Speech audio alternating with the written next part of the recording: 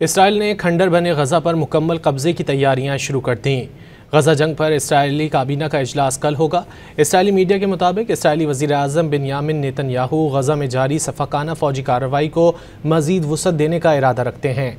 Israeli media के मुताबिक Netanyahu का झुकाव अब गजा पर मुकम्मल कंट्रोल हासिल करने की तरफ बढ़ता जा रहा है, जिसके तहत वो जल्द ही फ़ौज को कार्रवाई बढ़ाने का हुक्म दे सकते हैं। इसराइली वज़ीर आज़म ने गुज़िश्ता रोज़ ऐलान किया था कि वो सिक्योरिटी काबीना का इजलास बुलाएंगे, जिसमें गजा में जारी जंग में मुस्तकबिल की हिकमत अमली तय की जाएगी। इजलास में अस्करी और सिक्योरिटी हुक्काम की ब्रीफिंग के बाद मुमकिना तौर पर कार्रवाई के दायरे कार को बढ़ाया जाएगा।